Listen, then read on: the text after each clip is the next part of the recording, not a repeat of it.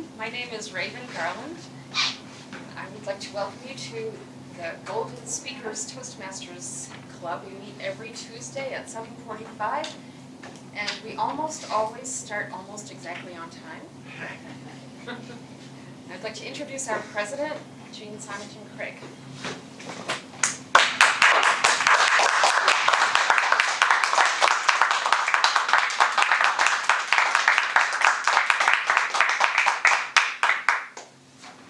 Thank you, Raven.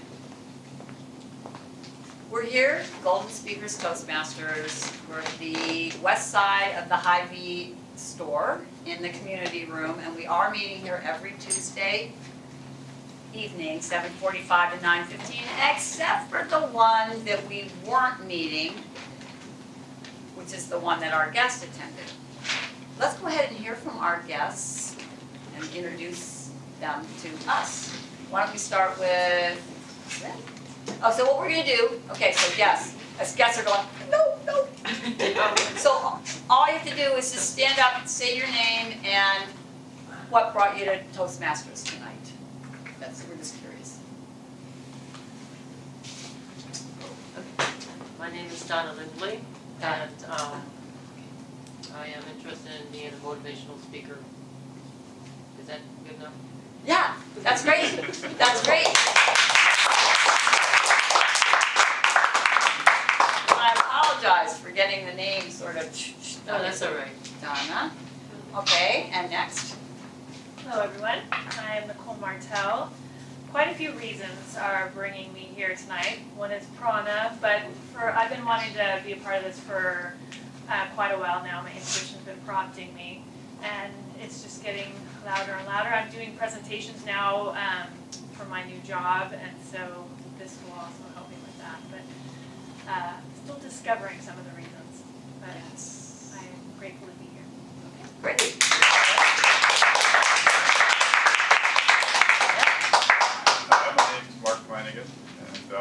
And I've always been interested in Toastmasters just to improve my speaking ability as a teacher and maybe in looking into sales positions in the future and just having some more tools to work with. Great.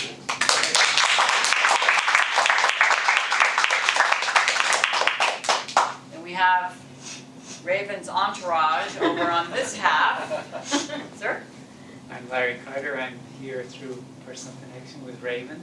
I had actually never heard of Toastmasters until this week, but I'm very interested to see what you're doing here. It sounds wonderful. Okay, great.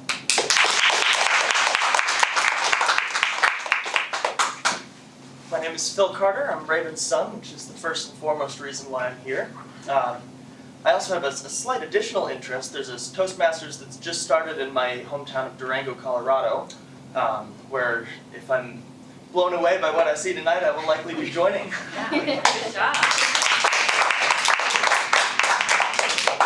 Yes, Toastmasters is in, 135 countries around the world. There's 330,000 members. You can pretty much go on Toastmasters.org, put in your zip code, and find local Toastmasters clubs if you're somewhere else, or if you're traveling and you just want to pop in. You can be a member here and travel and be, so there's a lot of options. Yes. I'm John Bohard. I was with my friends Bill and Phoebe, Raven's children, and Raven's kind of like a mom to me also. And so I've always heard about Toastmasters and thought it was kind of like an interesting thing to do. So, hi. Hi, good, all right. Hi, I'm Phoebe. As you have gathered, am Raven's daughter, and I think this is my third or fourth time tagging along, and I always enjoy coming, so I'm excited to be here again. And All thank right, you. great.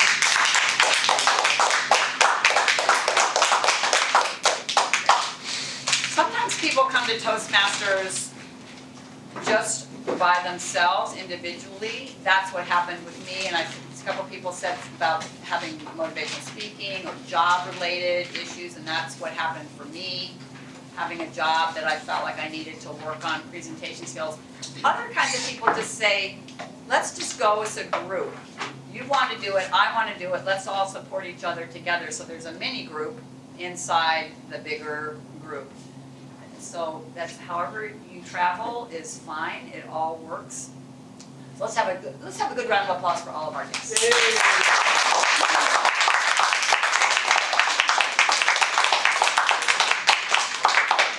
by the way, since we do have a lot of guests, you may already be wondering, what is all this clapping?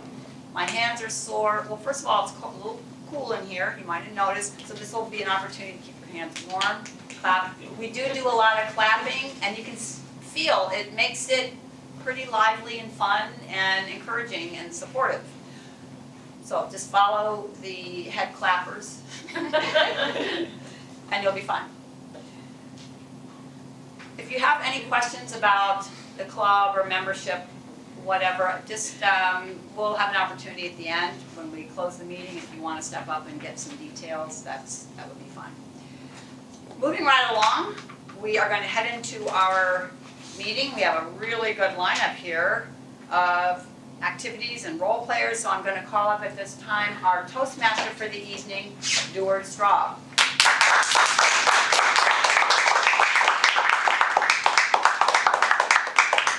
Thank you, Madam Toastmaster. Welcome, fellow Toastmasters, guests, Raven's entourage, viewers at home. First, we're going to hear from our role players, what it is they're going to do to help the meeting move along. And the grammarian will keep an ear out for little things I just did with language, among other things, transpositions and whatnot. Let's first hear from our timer for the evening, Ryan Prana-Miller. Good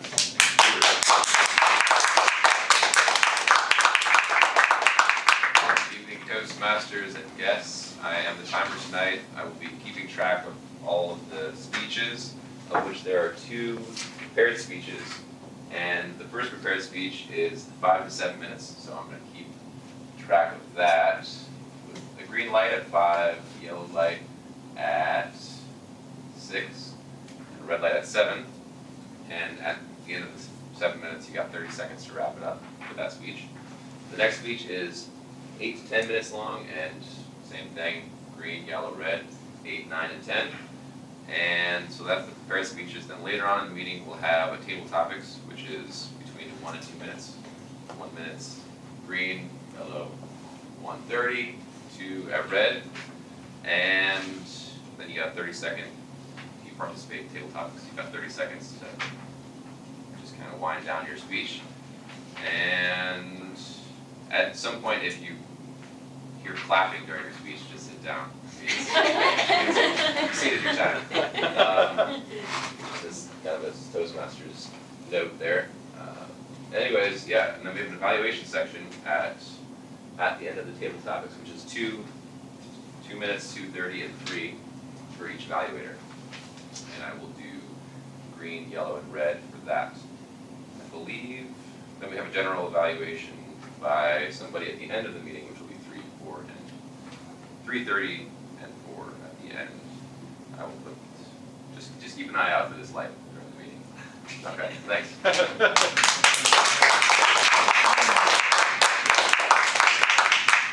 Thank you, Prana. And one of the things, if you continue to join us, you'll realize about this group is the wonderful versatility of all of us. This evening, there were some roles that couldn't be filled, so the people, as they walked in the door, they slipped right into them. So it's a skillful, talented group.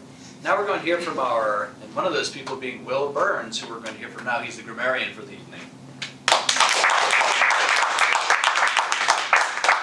Thank you, Stuart.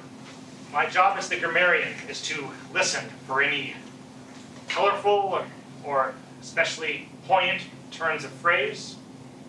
I will make a note here on this clipboard of any exceptionally good or bad uses of language. It says English or otherwise, but I mostly speak English and universal body language. So beyond that, do not throw it out there. I don't want to know this.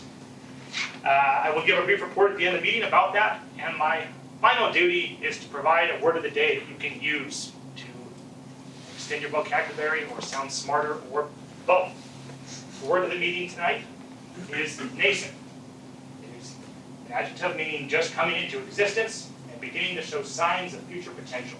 especially in a process or organization. And I will give a report at the end. Thank you, Will.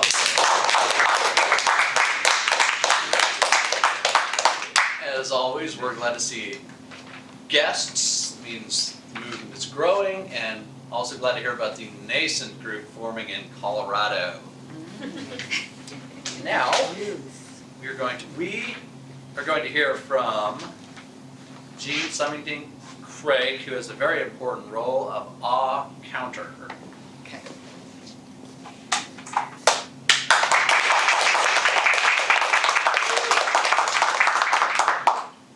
My job is to count filler words. Those are the words that we insert into our sentences when we think we need to insert something when a pause would be just fine. These are words like you know, so, like, well, now, and, starting, and then starting again, sort of a dribble like that. So I'll be keeping track of those on everyone, and I'll be giving a report at the end of the meeting.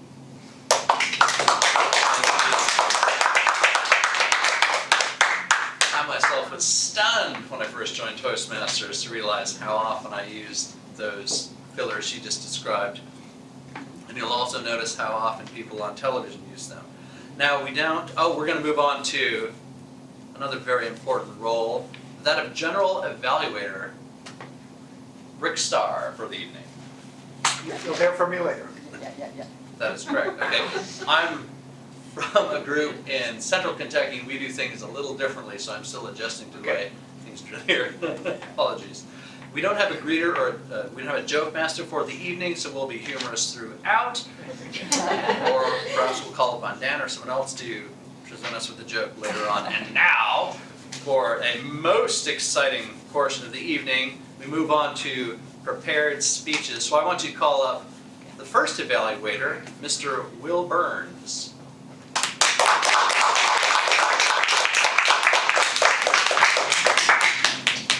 Thank you, Dewart. It is my pleasure to introduce Andal Krishna. She has a master's degree in zoology and worked as a researcher at the University of Kentucky, studying Alzheimer research. She is currently working for Food Chain ID as an evaluator. Today she is doing her copy communicator number 2, organize your speech. The objectives, you might ask, of the speech are to select an appropriate outline which allows listeners to easily follow and understand her speech, to make her message clear, with supporting material directly contributing to that message. Thirdly, to use appropriate transitions when moving from one idea to another. And finally, to create a strong opening and conclusion. Her speech tonight will be 5 to 7 minutes, and the title is Nature as a Teacher. Please join me in warmly welcoming Andal Krishna.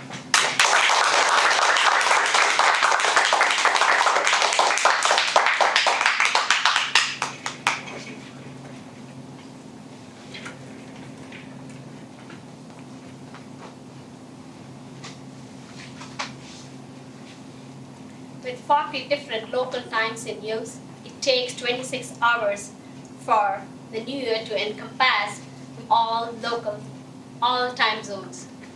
Good evening, Madam President, Toastmasters, guests, and viewers at home. Wish you all a very happy new year. The first country to observe New Year was Samoa from Kiribati. The rest of the countries I'm going to read in the order: New Zealand, Russia, Australia, Japan, North Korea, and then China, Thailand, Burma, Nepal, Bangladesh, India, Afghanistan, Pakistan, and United Arabs, it's United Arabs, Iran, Greece, France,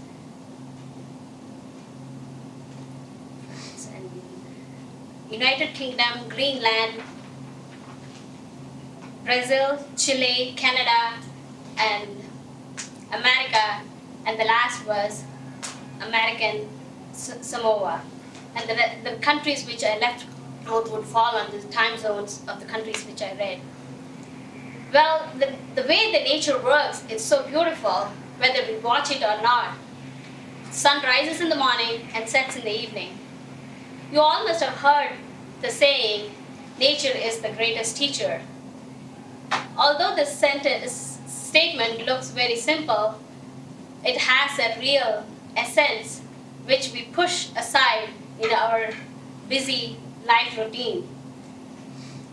Nature is everywhere within us, and every day we look around us in our day-to-day life. For us, nature is just there for the sake of being there, but in real essence, the nature has a great teaching for all of us. It has a purpose to serve. One night, when I woke up from my deep sleep, I couldn't go back to my sleep. I sat up on my bed, having my eyes closed. I could hear the sound of wind blowing outside my house, loud, and it was getting louder and louder. I could hear the raindrops fall on my roof.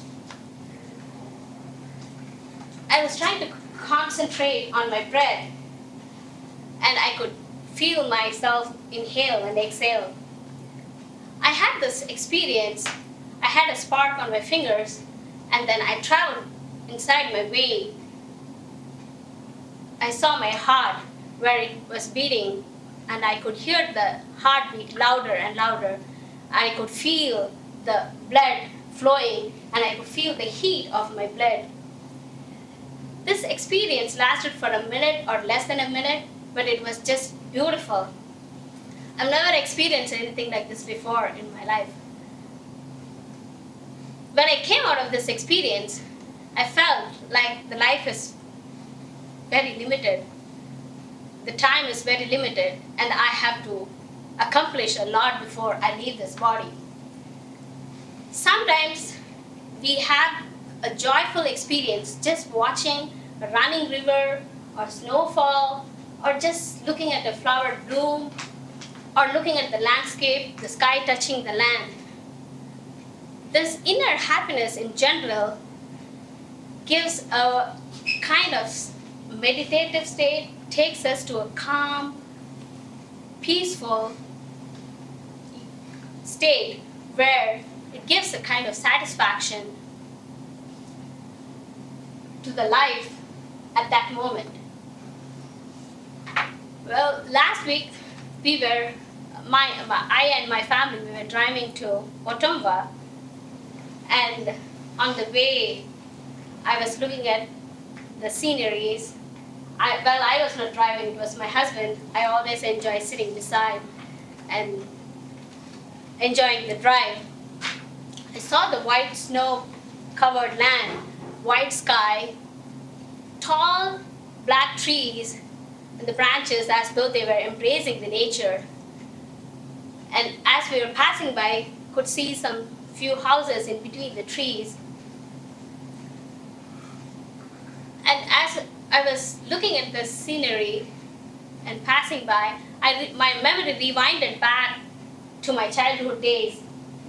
Probably I would have been in my 3rd or 4th grade, which I painted a beautiful scene on a white canvas with tall black trees, no leaves, few huts, an orange, yellow sun. And I remember running my brush to draw a few birds. When I was recollecting my memory, childhood memory, I came back to my present moment. I saw a few birds flying on the white sky, and the sun, bright red, orange, was setting. I felt like as though my painting came to life. How many times do we experience such a moment? And are we really present in that moment? We are so encapsulated with the fast-paced life that we forget to be at the moment. enjoy the moment. I've noticed my kids while they're playing or busy in any activity, they are 100% involved in that activity and they very smoothly move to a different activity. I think as we are growing up to be an adult, we lose our childlike nature in the as we try to do multitasking and we lose the moment to be at the present moment. Considering to be involved in the present moment, I think we should keep our awareness open to the nature around us to learn the lessons that the nature is going to teach us. Thank you.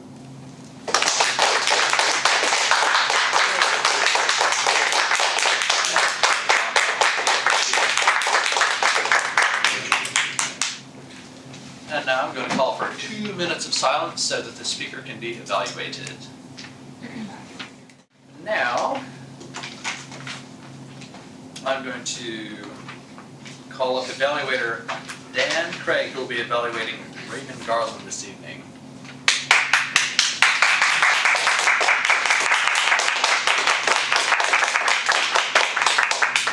Thank you, Mr. Toastmaster, fellow Toastmasters, honored guests, viewers at home. Tonight, Raven is going to be doing Project 1 in the Storytelling Manual, which is her first, excuse me? It's the interpretive reading manual. Ah. Yes, in the interpretive reading manual, the project is called Read a Story. The objectives are to understand the elements of interpretive reading, to learn how to analyze a narrative and plan for effective interpretation, and to learn and apply vocal techniques that will aid in the effectiveness of the reading. Raven's giving me this introduction. Raven Marie Garland is a traveling teacher specializing in the art of eurythmy. Tonight she will be doing the first project in the interpretive reading manual for the Advanced Communicators series, Read a Story. She will be reading the narrative poem, The Highwayman by Alfred Noyes. The story's in 3 parts. Part 1, a handsome highwayman rides up to an inn to call on his lover Bess, the innkeeper's beautiful daughter. He tells her that he is on his way to carry out a daring robbery and that he will return to her in the morning, laden with riches. He may return late, he says, if he has any troubles with the authorities. Tim, a stable hand, who is also in love with Bess, hides nearby, listening to their conversation. In part 2, the highwayman fails to return during the day. A troop of British soldiers, tipped off by the stable hand, come to the inn instead. They tie Bess up with a gun pointing at her heart. Then they wait at the window. She silently struggles until she can reach the trigger, which she pulls to warn her lover when she knows that he can hear it. When he hears it, he rides off, not knowing until the next morning that Bess sacrificed her life trying to save him. He is caught and killed by the British soldiers in spite of her effort. However, part 3, on winter nights when the weather is just right, the ghost of the highwayman comes riding up to visit the ghost of Bess. Please help me welcome Raven Marie Garland.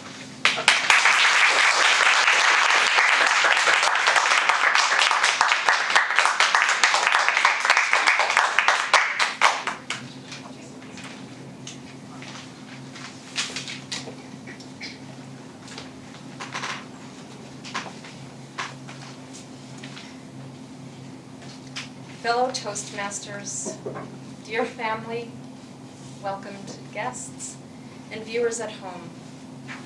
Imagine a country inn in England by the side of the road. The year maybe is 1775. The highwayman. The wind was a torrent of darkness among the gusty trees. The moon was a ghostly galleon tossed among cloudy seas. The road was a ribbon of moonlight over the purple moor, and the highwayman came riding, riding, riding. The highwayman came riding up to the old inn door.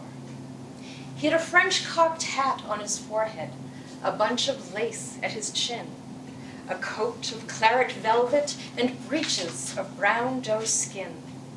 They fitted with never a wrinkle. His boots were up to the thigh. His pistol, and he rode with a jeweled twinkle. His pistol butts a twinkle. His rapier hilt a twinkle under the jeweled sky. Over the cobbles he clattered and clashed in the dark inn yard, and he tapped with his whip on the shutter, but all was locked and barred.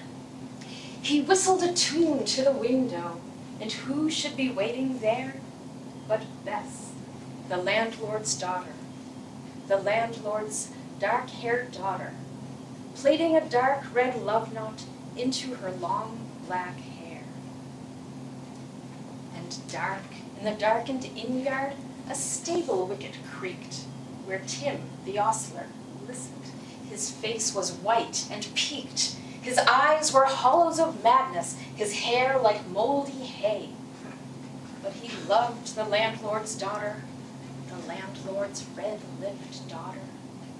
Dumb as a dog he listened, and he heard the robber say, "One kiss, my bonny sweetheart, I'm after a prize tonight. But I'll be back with the yellow gold before the morning light. Yet if they press me sharply and harry me through the day, watch for me by moonlight, I'll come to thee by moonlight. Watch for me by moonlight, though hell should bar my way." He rose upright in the stirrup, he scarce could reach her hand. And she loosened her hair from the casement, his face burnt like a brand, as the black cascade of perfume came tumbling over his breast, and he kissed its waves in the moonlight. Oh, sweet, dark waves in the moonlight. Then he tugged his reins in the moonlight, and he galloped away to the west. Part 2. He did not come in the morning. He did not come at noon. And out of the tawny sunset, before the rise of the moon, when the road was a gypsy's ribbon, looping the purple moor, a redcoat troop came marching, marching, marching. King George's men came marching up to the old inn door. They said not a word to the landlord, they drank his ale instead. But they gagged his daughter and bound her to the foot of her narrow bed. 2 of them knelt at her casement with muskets at their side. There was death at every window, and hell at one dark window, for Bess could see through her casement the road that he would ride. They tied her up to attention with many a sniggering jest. They had bound a musket beside her with the barrel beneath her breast. Now keep good watch, and they kissed her. She heard the dead man say, "Look for me by moonlight, watch for me by moonlight. I'll come to thee by moonlight, though hell should bar the way." She twisted her hands behind her, but all the knots held good. She writhed her hands till her fingers were wet with sweat or blood. They stretched and strained in the darkness, and the hours crawled by like years, till now, on the stroke of midnight, cold on the stroke of midnight, the tip of one finger touched it. The trigger, at least, was hers.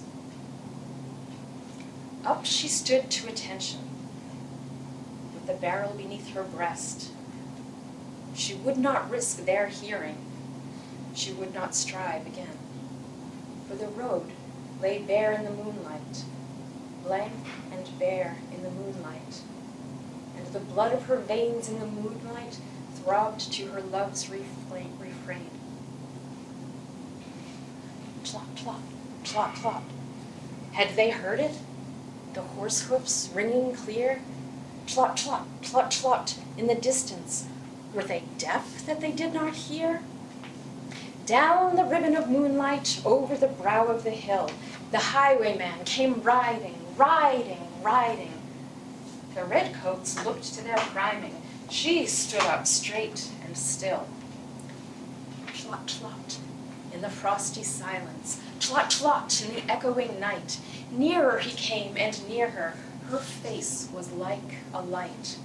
Her eyes grew wide for a moment. She drew one last deep breath.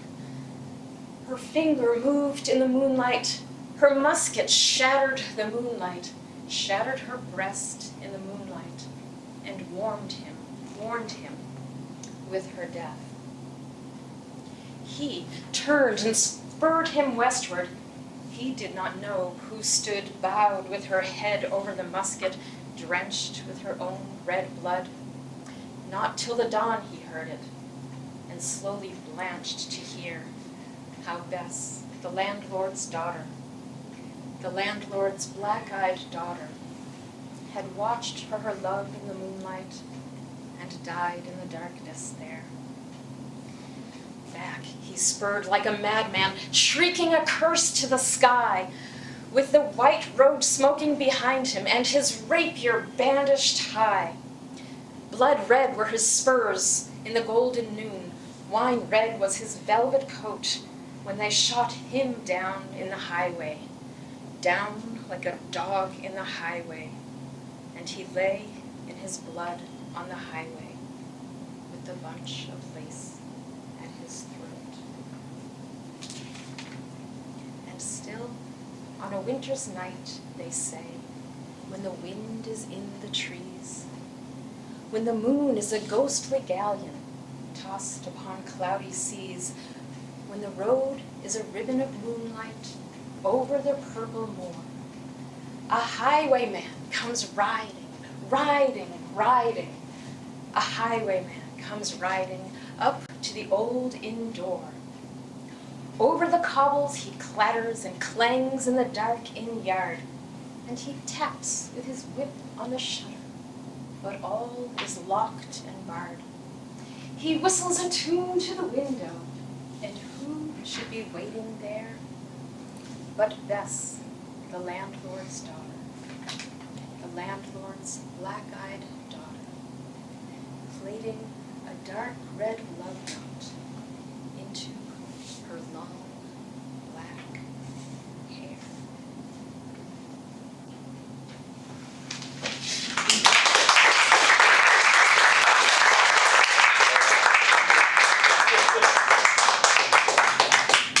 Now we'll have 2 minutes of silence to evaluate the speaker.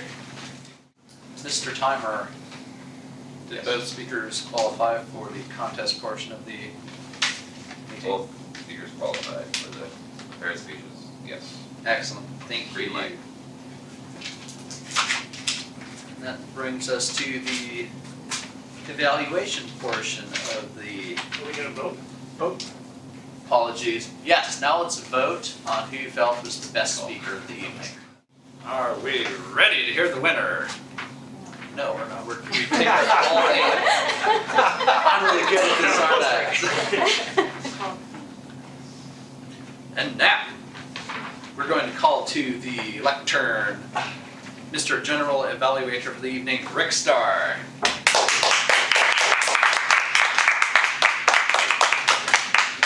Thank you, Mr. Toastmaster, fellow Toastmasters, honored guests, thank you for coming, and viewers at home. In Toastmasters, there are a couple of ways we learn communication skills. One way is giving what's called prepared speeches. In these speeches, we have a certain speaking skill we're focusing on, and the speeches are usually 5 to 7 minutes or longer. The second way we learn communication skills is to have our speech evaluated by our peers. In Toastmasters, we have no trained professionals, we have no teachers who come in, but we do our own speaking and we do our own evaluation. And at this point, I'd like to introduce Will to give an evaluation. Thank you.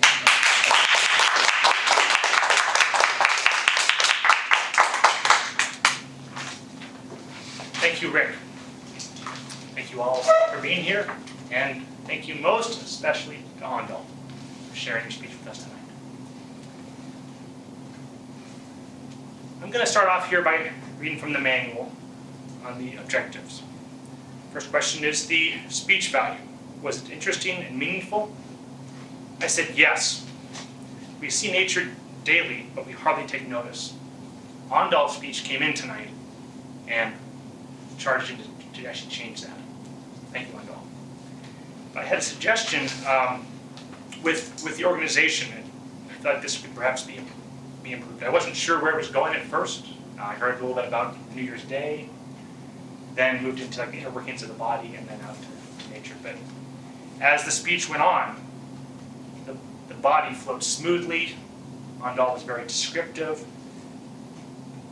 You flowed from one story to another, like a running river, perhaps, or a waterfall.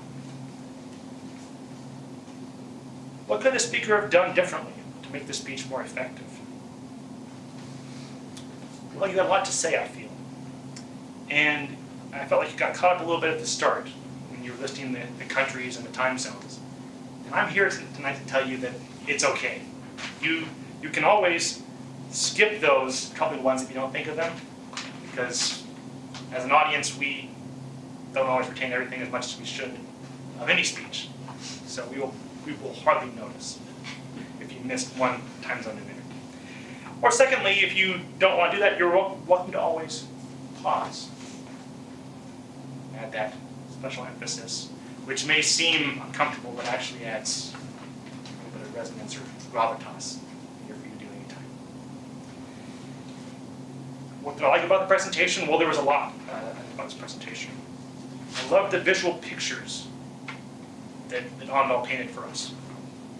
She spoke of running rivers and waterfalls, of majestic trees that were hugging, embracing nature.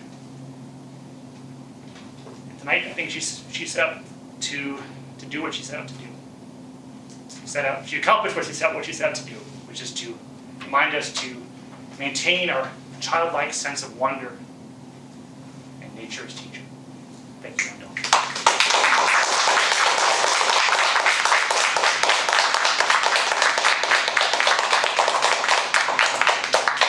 Thank you, Will.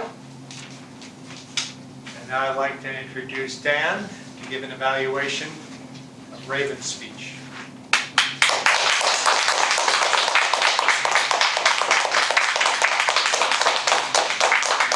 Thank you, Mr. General Evaluator. I'm going to follow the points in the manual that I'm asked to comment on. The first was the theme of the story understandable and clear? Yes, very much so. It was easy to follow what happened. The theme itself of sort of this forbidden romantic doomed love, along with total loyalty. I thought that was brought out very well in the way that Raven presented the poem for us. To what degree did the speaker achieve the author's purpose in projecting the meanings and emotions of the message? I thought it was a complete success. A wonderful reading, which had us all hanging in on every part of the story. How did the speaker emphasize the words which were important in revealing the narrative's meaning and emotions?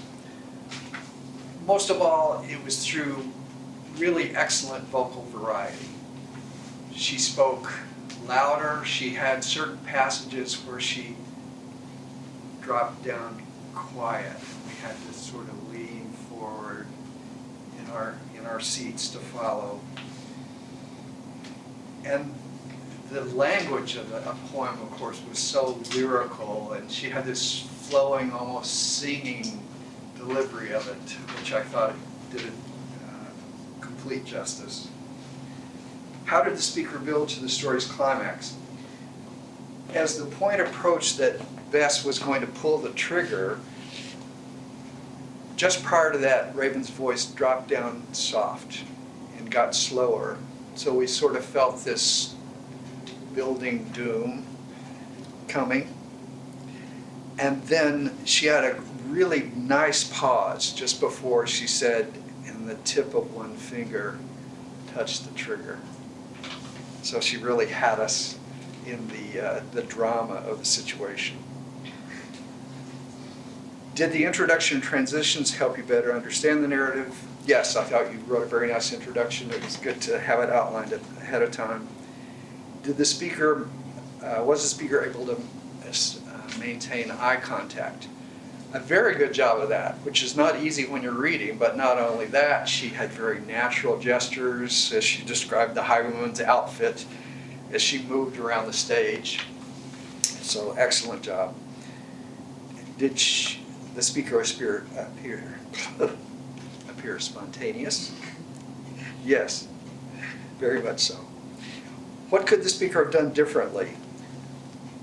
I wrote down 3 things: tempo, rhythm, and staging. I thought, even though this was done well, to begin slower and then speed up toward the climax, I'd like to see it emphasized a little more. Start even a little slower at the beginning. So as we get to the drama, then we can speed up a little more and feel that drama build. Rhythm, I was just going to suggest that when she's listening and hearing the horse's hoofs, that you get a little less lyrical there and get a little more staccato. And staging, I just noticed that Tim, the stable hand, and the highwayman, and everybody was going over here. So put Tim over there. Thank you.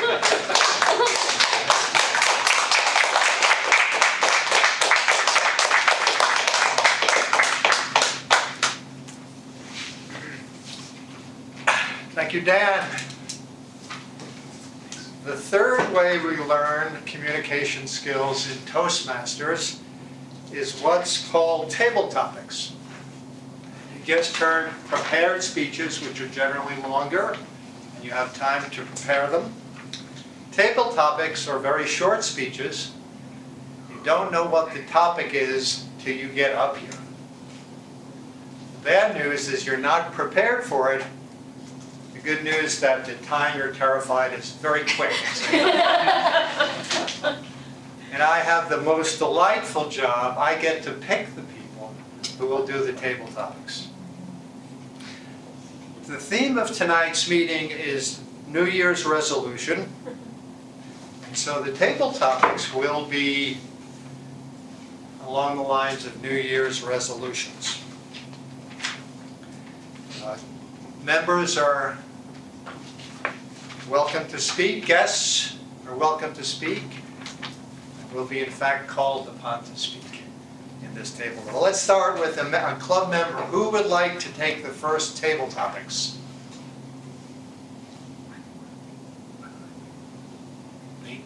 Huh? Good, yes.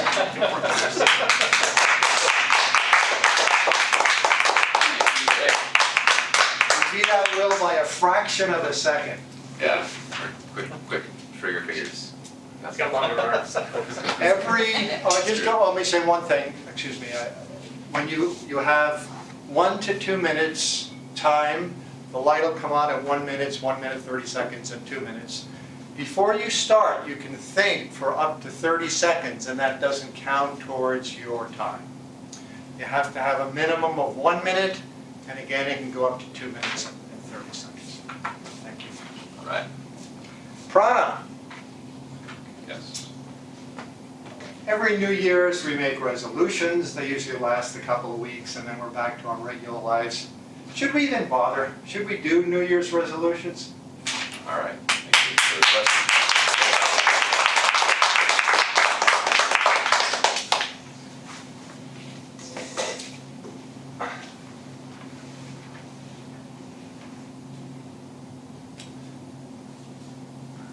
All right, table topics.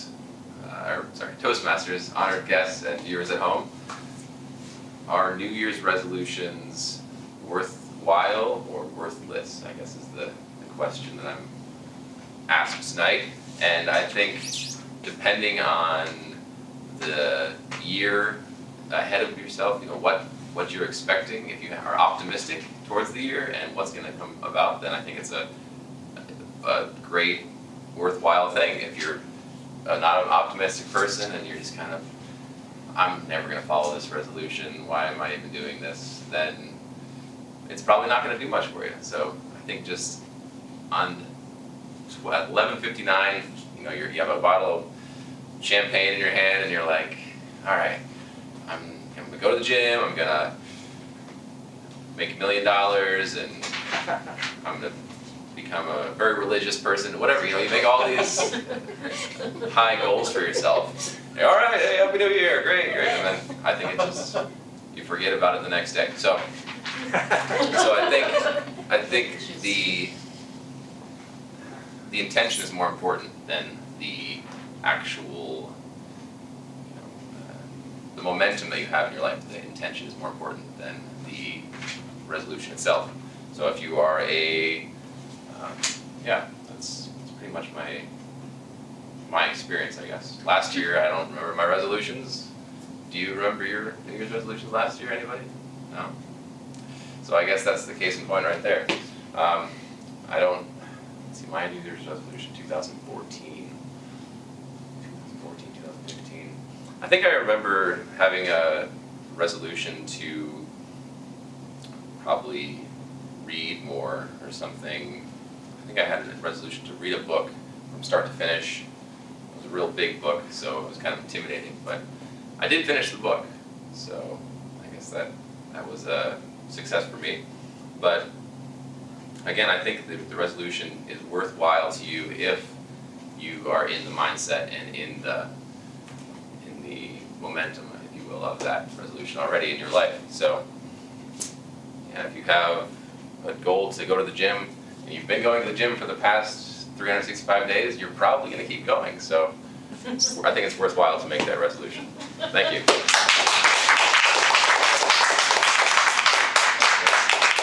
Thank you, Todd. Who would like to go next? My mom's looking at me. All right. Okay, Come on.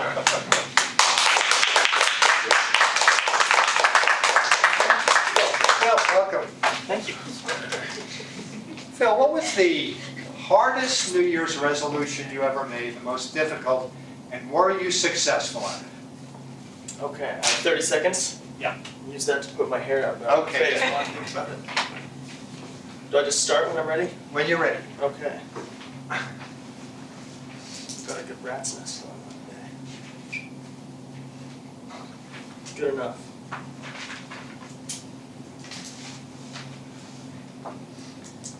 So I was, leave that, just thinking a lot about New Year's resolutions during the last speech, and I realized I don't remember a single New Year's resolution that I've ever made. Might also have to do with the fact that my birthday's on New Year's Eve, so maybe by the time the next morning rolls around, a couple memories from the night before have gone away. But it got me thinking. I think that New Year's resolutions perhaps do a little more harm than good. I think that we always, every day, is as good a day as any to better yourself. Why wait till January 1st? I think if anything, this decision to wait till January 1st leads us to postpone bettering ourselves, especially in the months of November and December. We think, oh, I've got a 6-week pass. I might as well continue this detrimental behavior until this one special day, and then you do it for your 2 weeks then instead of now. Why not start now? So in answer to the question that I was asked, clearly my New Year's resolutions have not been a major source of self-betterment, but I think the real point of New Year's resolutions is to continue to grow, and I would encourage myself and all of you in this room to do that today or tomorrow and not wait till January 1st of 2017. Thank you, Toastmasters, guests, and viewers at home.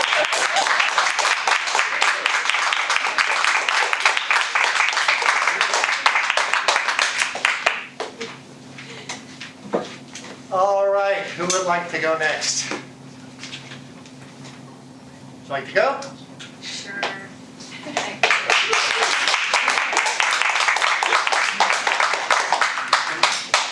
Nicole, welcome. Nicole, we just heard Phil say he doesn't think too much of New Year's resolutions. There must be some value to them. What do you think the value of New Year's resolutions are?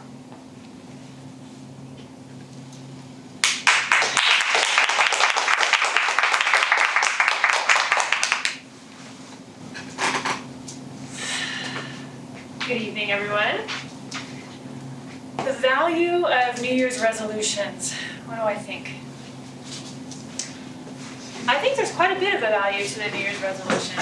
For me, it's starting fresh. It's the opportunity to plant a seed of a whole new opportunity, a whole new recreation of myself, of my life, my world, my connections. It's a chance to take what's in our hearts and explore it, dive deep, really inquire what is meaningful. Am I really living the best life possible? Am I really being true to myself? And that's what I ask myself every year. And it's kind of like an opportunity to recreate myself, as I said.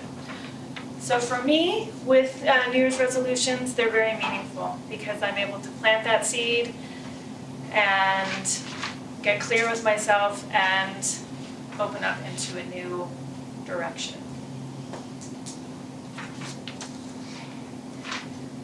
When I first came here, when I came here tonight, decided to come, I've been wanting to come here for a while, and I wasn't completely forthcoming with the main reason why I'm here. For me, it's about speaking my truth, following my heart. I've been wanting to be more of an advocate for animals and nature, and I'm using the Toastmasters to actually find my voice so that I can be more of a voice for animals and nature. And so this year, I appreciated New Year's Day because I was able to bring that to life and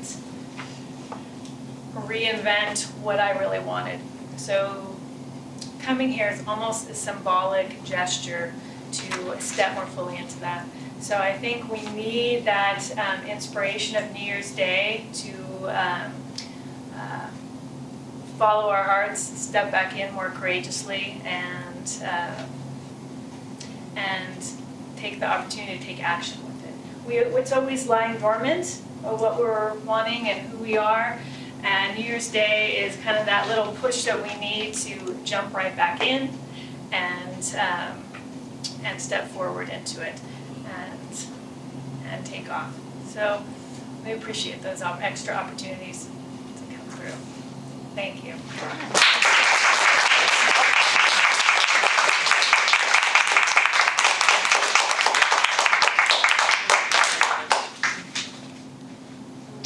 Looks like we have a little more time. Who would like to go next?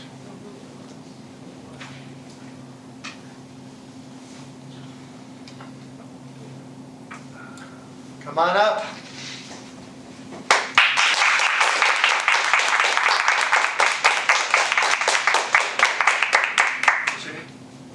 Larry. Okay, Larry. Larry, what's the quickest New Year's resolution you made? Which is to say, which New Year's resolution lasted the shortest amount of time?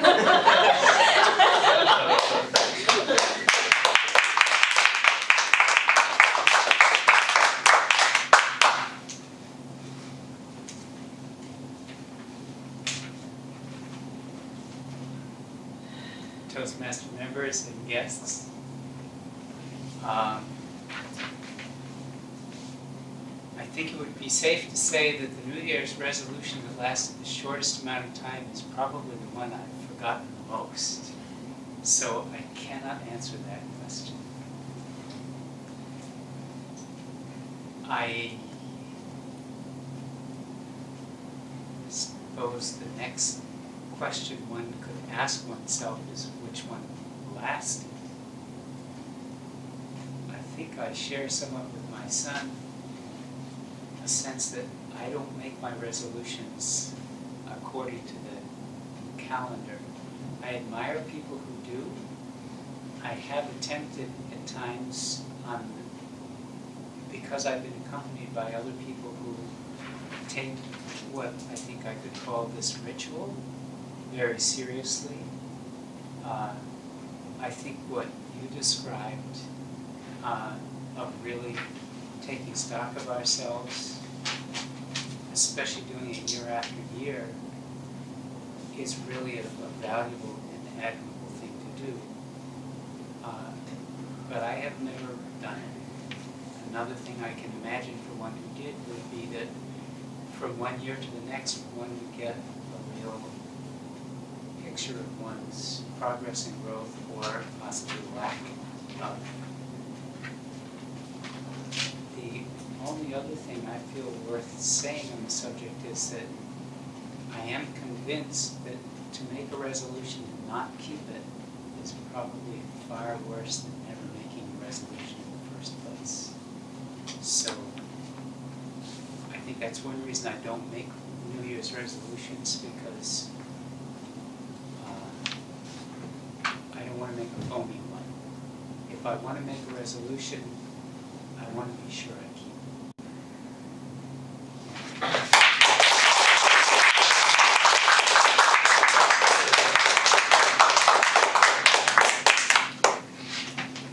Mr. Timer, could you tell us which of the table topic speakers qualified? Yes, all the table topic speakers qualified tonight, and we don't need the names, just. So that would be Prana, Phil, Nicole, and Larry. Right. Please take a moment and vote for your favorite table topic speaker. We will have the table topics evaluated, and it's my pleasure to introduce Jean Symington Craig.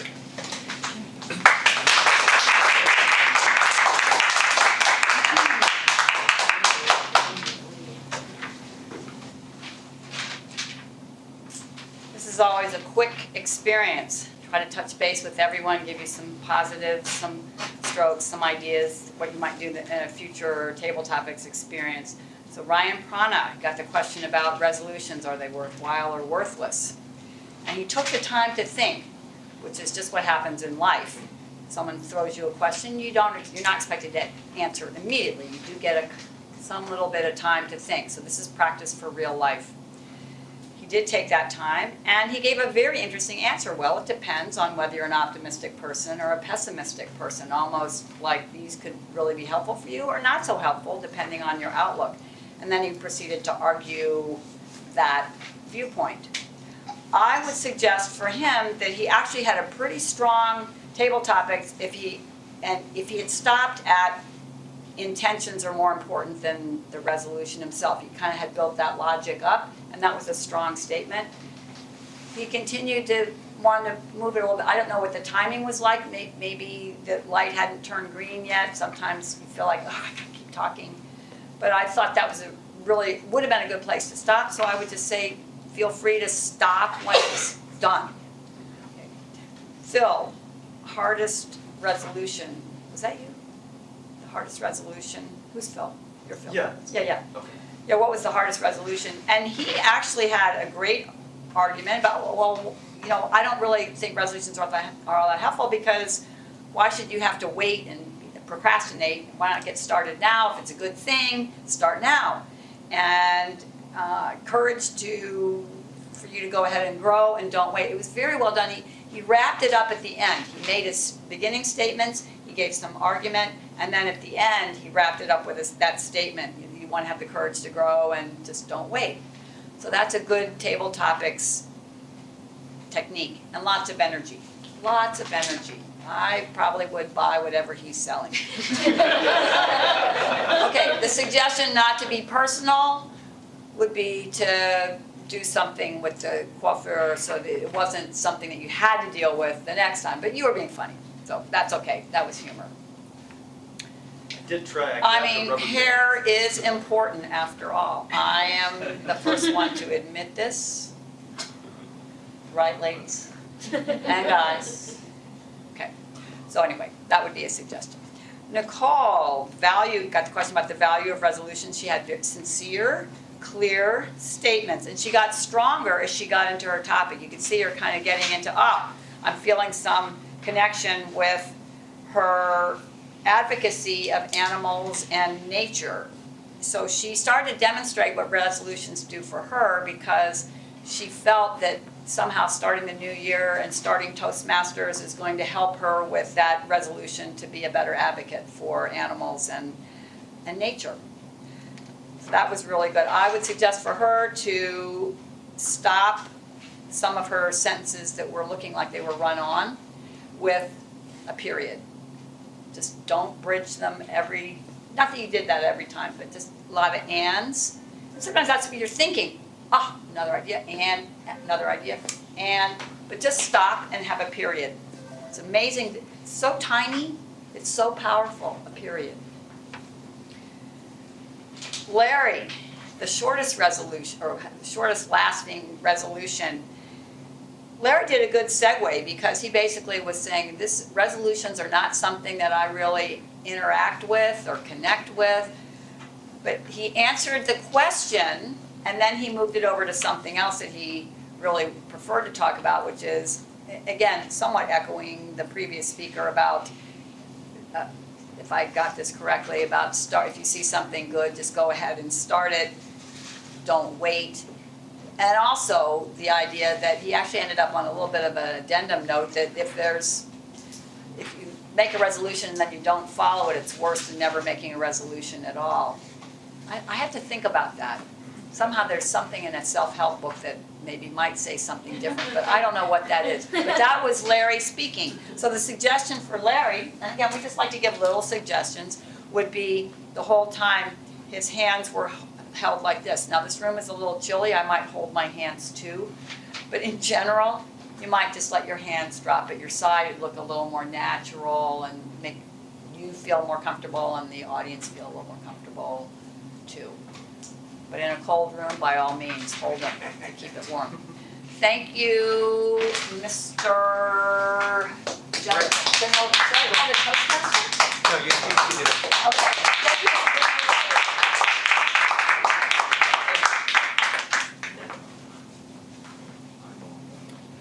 Mr. Timer, did Yeah. all our evaluators qualify? 100%, yes. Well, all evaluators qualified, and they are Jean, Will, and Dan. Thank I you. don't think that's, you. Dan. Did you cut Dan off? Wait, Jean, Will, Dan was 4 minutes. Yes, I'm sorry, yes, just Jean and Will, thank you. Thanks for the clarification, yes. So could you please take a minute and vote for either Jean or Will as best evaluator? Thank you and welcome back. And now it's time for our evaluation section. And we'll start off with our reports, and Mr. Timer, please give us your report. Okay. All right, tonight we had 2 prepared speeches by Andal and Raven. Both of them qualified 6:15 for Andal and 7:59 for Raven. But there was a 30-second grace period which I added, so it's more like 8:29, which is good. And then table topics, I had 2 minutes 33 seconds. Phil had a minute on the dot. Nicole, 2 minutes and 22 seconds. Larry, 2 minutes and 10 seconds. And Jean, for the evaluation section of the meeting, had 3 minutes and 45 seconds. Will, 2 minutes and 30 seconds. And Dan, Craig, 4 minutes on the dot. So that's my timer report for the night. Thank you. Thank you.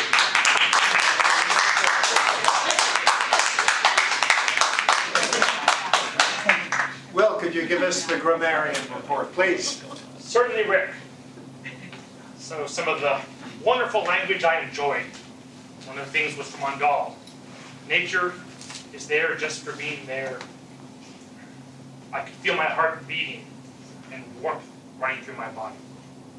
Raven also had too many, I would be clapped off here if I tried to name all the ones from the speech, but some of the ones I noted.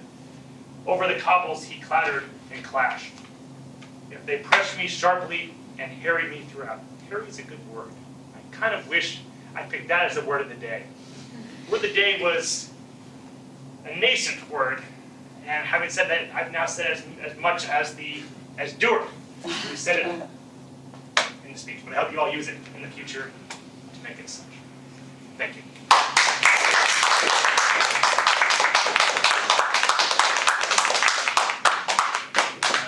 Jean, could you please give us the counter report? Yes. It's a little tricky doing all the multitasking that I did. However, Will did one or He did one so, 5 false starts that start a word and then start again. Deward was clear. Andal had 2 ands and 3 false starts. It's also called a double dribble. You start, like that. Dan, 4 uhs or ahs. I think they were uhs. 1 1 so, 1 and, a couple of tongue clicks. I don't like that one but pronounced tongue clicks. Tongue click is when you go like that. Now, some people just have, if you have a dry mouth, there's not very much else you can do. You have to get some moisture going in there. So it should be a plus. So, just try not to make it so juicy, as I say. Discreet. Rick was clear. I'm married to that man, by the way, just so you know. Wow. Okay. Nicole had 1 5 ums, 3 so's, 6 ands, that was that run on, 1 false start, and a couple of 2 kind ofs. And also, Andal had a kind of. It is, maybe it's kind of. A kind of is one that I use a lot too, kind of, sort of. Larry, 1 1 so. And that's about all I got in terms of everybody else, because everybody else is pretty clear. Thank you.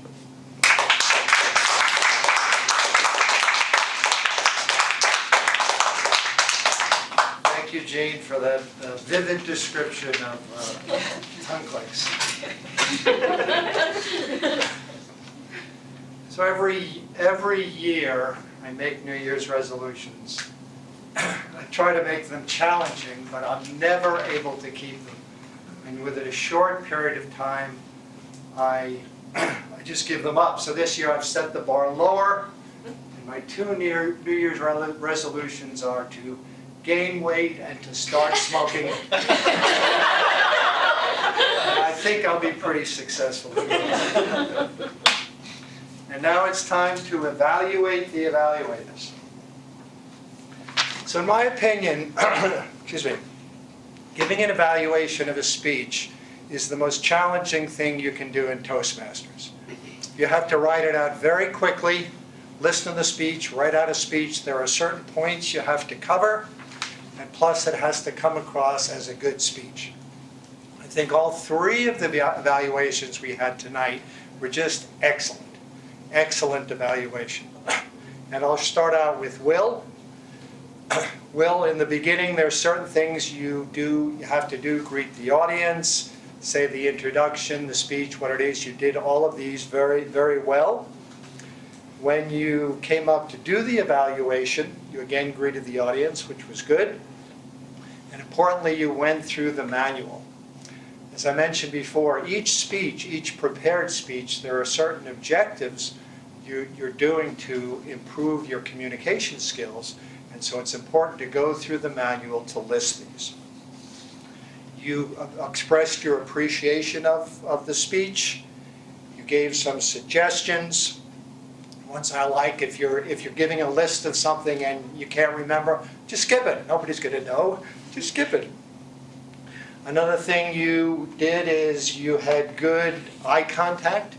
The evaluation is given to a person, but you managed to bring the room, everyone in the room, give your attention to them. The only suggestion I would have is, because it is a speech, to come out in front of the lectern at the podium. Dan, again, you did all the things in the introduction you're supposed to do. You greeted the audience. You talked about what the speech was. You got the name of the manual wrong, but who noticed that? I certainly didn't, Dan. You went through the objectives in the manual, and you gave very vivid descriptions of what you liked about it, very thoughtful descriptions, I thought, what you liked about Raven's reading, and also some 3 tempo, rhythm, and staging, what you didn't like about it. The thing I was most impressed about this speech was its quality as a speech. It was very well structured, very well put together, and I can't think of anything to say. And Jean, the challenge in being the evaluator for the table topics is you got to just rattle through these things, and you did an excellent job of saying what was good about it and what could have been improved. But each one was personalized. It was very kind of an in-depth, a micro in-depth analysis of each person. You came out in front, and you had good eye contact with the whole audience. I thought that was a very good evaluation also. And now I'd like to turn it back over to our Toastmaster, Duard, to give out the meeting awards.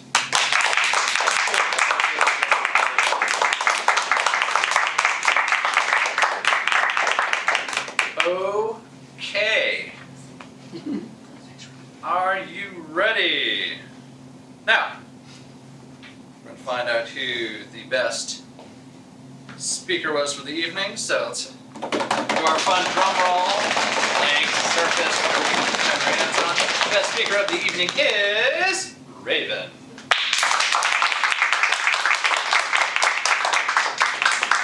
There you are. Picture?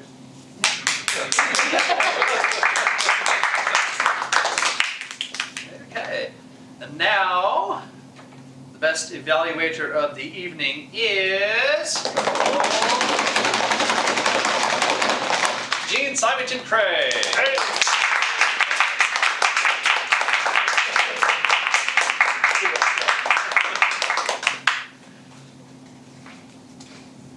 And now, best table topics speaker of the evening is gonna be a good one. It's a tie between Phil and Nicole.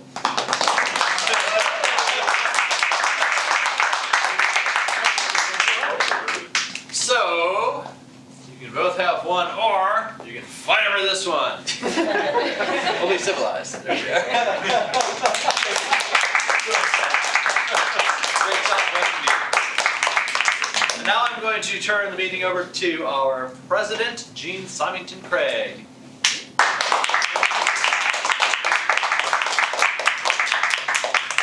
Thank you. Wow, this is a rousing group, rousing experience. Rick, by the way, is our vice president of education. It's one of the most important officer positions in the club. So he likes to explain when we have people that are not Toastmasters at this time, what's going on. So thank you, Rick. That's really, you're always paying attention to what people need to hear. Those of you, again, speaking to the guests, you saw these different manuals that people are waving and using. And just want to mention that there is an introductory manual. Can I borrow yours real quick just to hold it up? It's the base, oh, this is the leadership. Who has the, Will? Okay, so there's Will's, that's a competent communicator, and that is a series of basic projects, 10 of them, that help you build your basic toolbox of skills. And it all happens at your own pace, but it is a workout. And then there are advanced manuals. Once you get that basic toolbox, Raven, for example, was doing her first speech out of an advanced manual called Interpretive Reading. And she gets to select, there's a plethora, I love that word, plethora of advanced manuals, topics based on the kinds of topics that you maybe do in your work or you want to do in your social organizations, whatever it is, there are manuals for that. So she started one of those. Now these badges have little designations after them, and that indicates what level of communication and leadership people have achieved. And this is all stuff that you'll learn later. I just want you to know. So for example, Rick has, what is that, ACS? ACS, ALB. ALB, so he's an advanced communicator silver and an advanced leader bronze. So Toastmasters is both communication and leadership.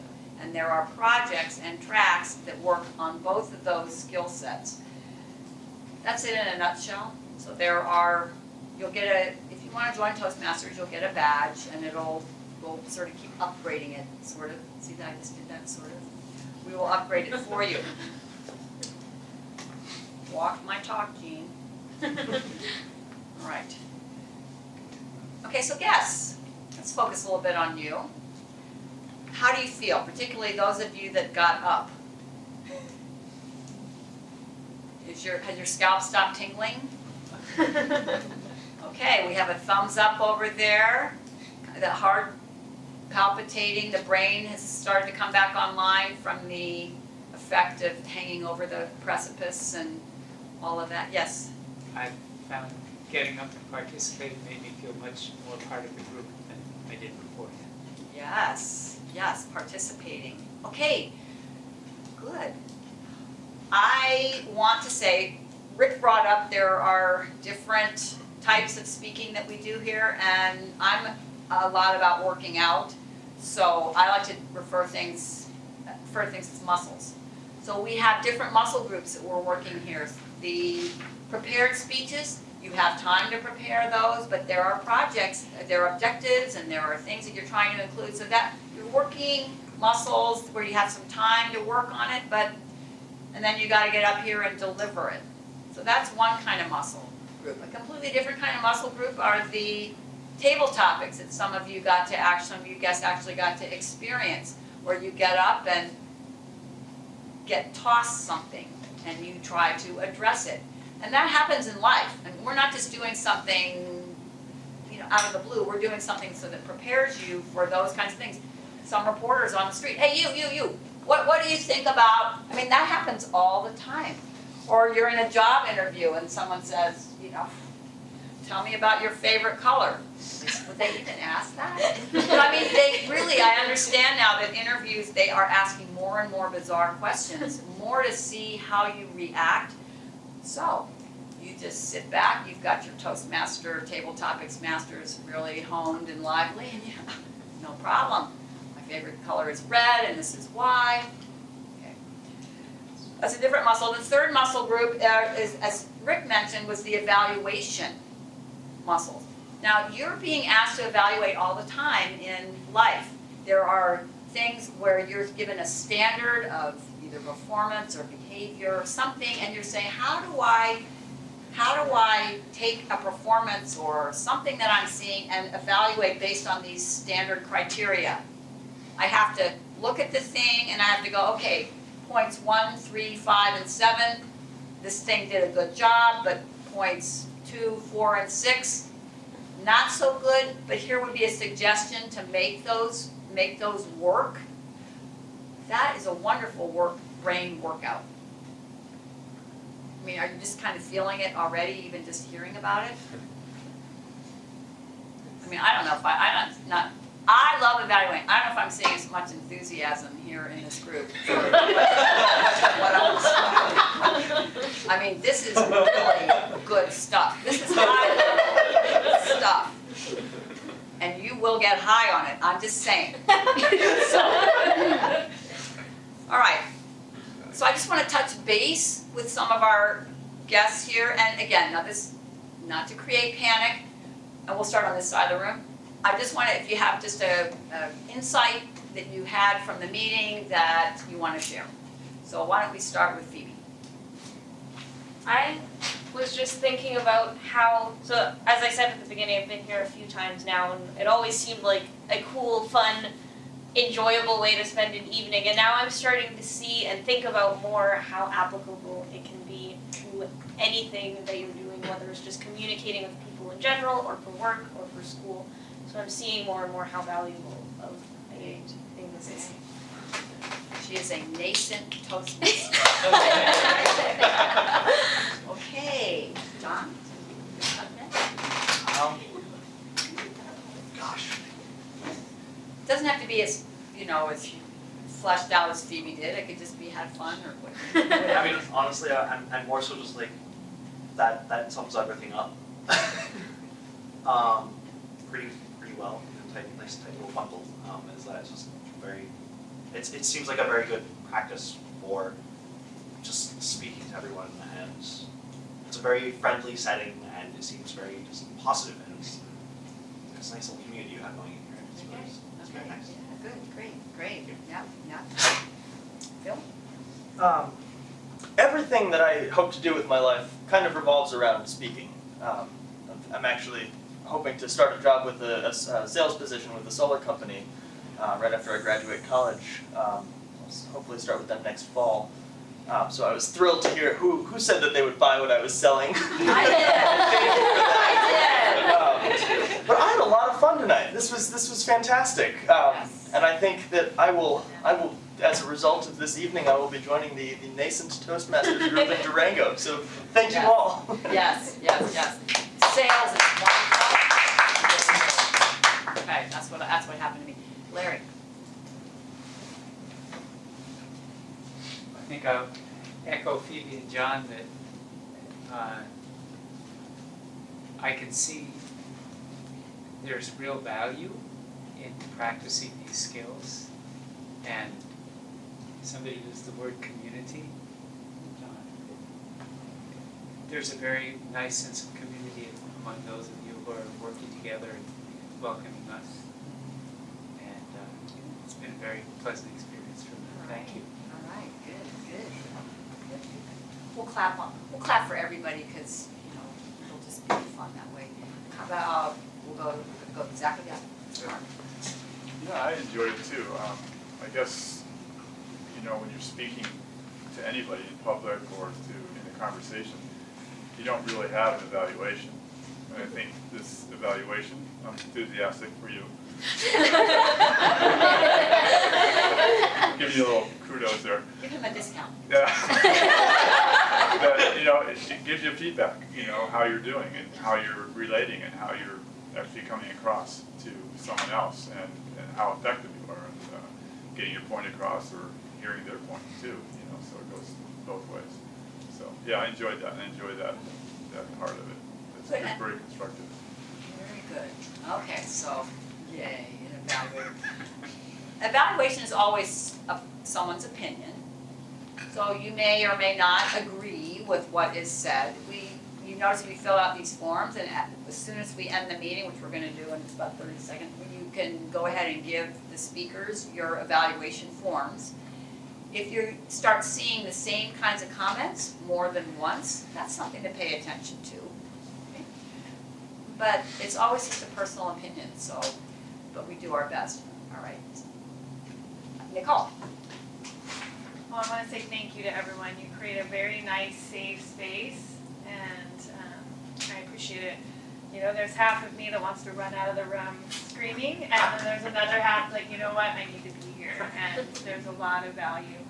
And so one of my challenges is being put on the spot, knowing that I'm going to, the fear of being judged, so this was perfect. Just throw me right in and experience the blood draining out of my body, and continue on anyways, because such is life. And so I see a lot of opportunity for growth for myself. So I look forward to it, and I appreciate your kindness as I step in and plant the seed.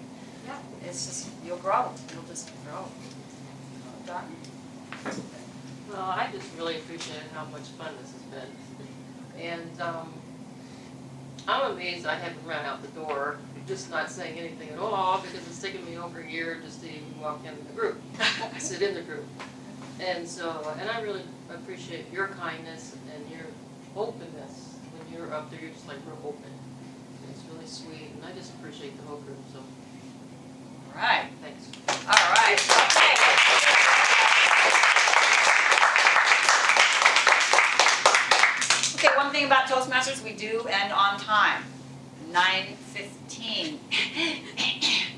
Sometimes that clock's a little strange, but not so much. All right, so if you have any questions about the club, please feel free to stay after and talk to me. Otherwise, thank you for coming. Please come again next week. We're here every week, Tuesdays. Meeting's adjourned.